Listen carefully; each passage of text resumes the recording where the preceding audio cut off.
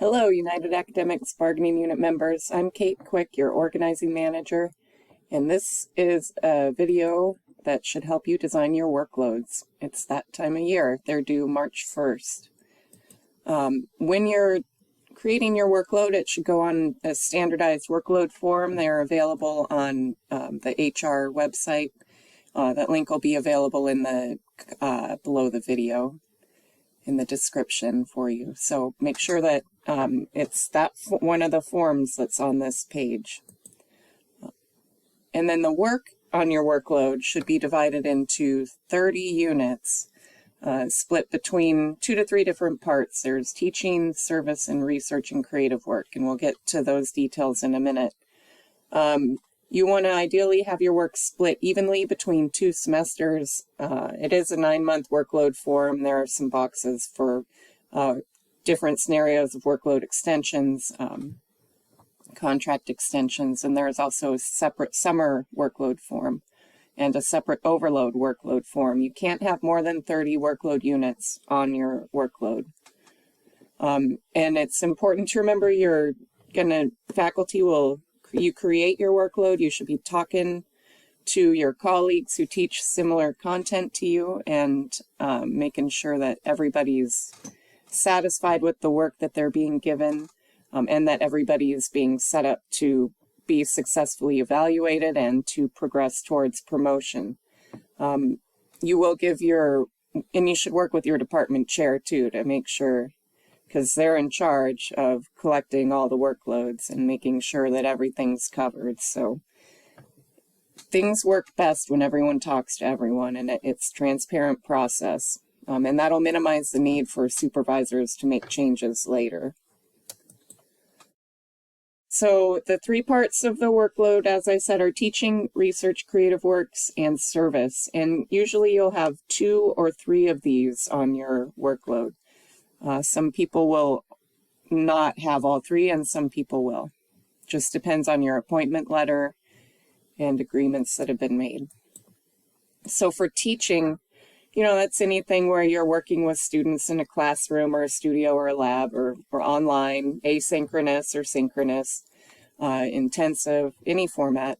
The other instructional activities portion of this includes things like advising students, creating a new course, perhaps doing student learning outcomes assessment. That could also go in service. But all the things on this page here, it's not an exhaustive list, but these are things that go on the teaching section of your workload. One class that you teach or lab or studio is worth at least as many credit hours as the students earn. If it's your first time teaching it, or it's a really large class or a really heavy grading load and you don't have a TA, then you might lobby to get more than the credit hours on your workload, to get additional workload units to compensate for the extra work that it will take. And those additional workload units could either be tacked on to the class in the calculation, or they could be listed under other instructional activities for 1 unit up to whatever you negotiate. And it depends how much time it will take, of course. And that's the same with research and creative works. This is the second section of the workload form. This includes any research or creative works that you perform as part of your job. And if it's listed as on your appointment letter as something you're going to do, then you should have research and creative work time dedicated to perform those activities. Some of you might have primarily research on your workload, and that's fine. That's what you were hired to do. You'll probably have a little bit of service too. And the activities are listed here. And, it's not an exhaustive list, but it's important for department chairs to keep in mind what type of research or creative work people were hired to do and are expected to do in order to have a successful evaluation. So make sure you review your appointment letter so that you remember, too, what you were hired to do exactly and make sure that your workload reflects that. Determining the units, how many workload units you get for the research work and the creative activity is really determined at the more local level. So based on your unit criteria and based on past practice, if someone got 1 or 2 workload units for the work you're doing now in the past, then you should get the same amount of workload credits that people got in the past. So that's why it's important to talk to each other so that those past practices continue and there's not a slow work creep of, extra work beyond a 40-hour work week, because the workload is 30 workload units, but it is built around the assumption of approximately a 40-hour work week. For service, we've got public service, and I'll let you pause to read that if you want to. Be a good idea because there are some details. There's university service, that's any committee work, or maybe you're on a SWAT team or something like that, or someone asked you to look into something and it's going to benefit the university, or maybe you're working on a statewide or system-wide committee. Anything like that goes under service, including like faculty senate, definitely goes on service. There's also professional service, and I'll let you pause to read what all that might be. There's some overlap with that and public service, I do acknowledge. But we have these 3 subsections of service on the workload form.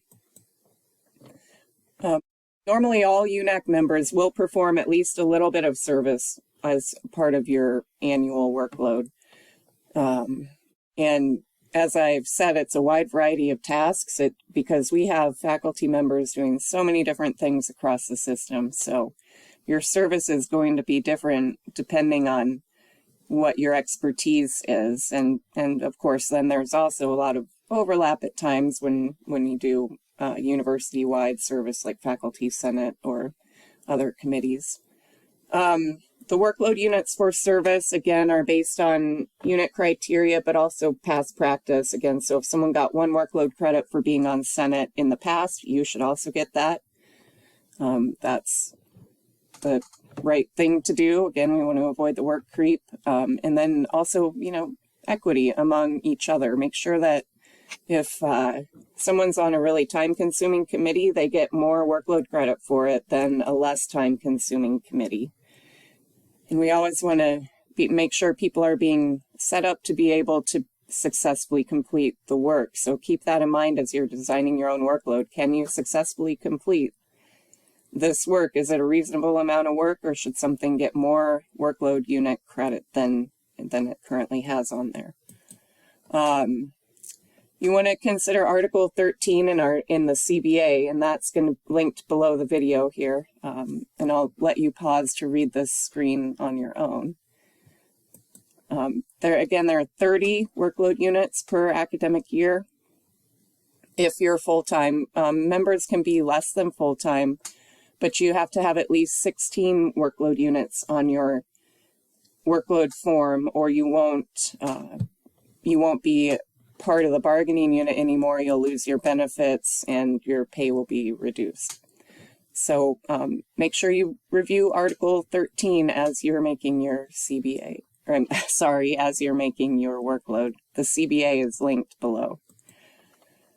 If you have more than 30 workload units, like I said earlier, you have to fill out a separate overload form, and you can say no to those additional assignments. You're not required to take them, and you can't be disciplined for not taking them, and you can't be given an unsatisfactory review for not taking an overload.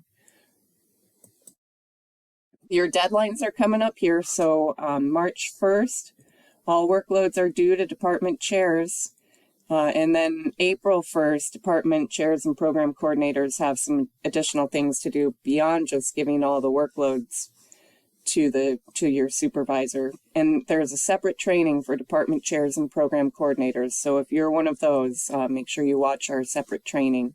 It's also available here on our channel. If you dispute your workload assignment and you you are unsuccessful at an informal resolution, we can file a complaint. And this is, the process is laid out in Article 7.3 in the CBA that's linked below. So if you're in that situation, then review Article 7.3 and you can contact your org VP or union staff and we'll help. Everyone should have the opportunity to meet criteria, your unit criteria, the criteria in your appointment letter. You should be set up to receive good, satisfactory evaluations if you do your work without working more than a standard 40-hour work week in general. And it's also important that if you have externally funded research commitments, that you have the workload time you need and that your grant is depending on and that's been agreed to complete that work successfully. So you need to make sure that you're bought out on your workload for the workload units you need to get that work done. If you need help, you can contact your org VP and they'll be happy to help. Thank you for watching.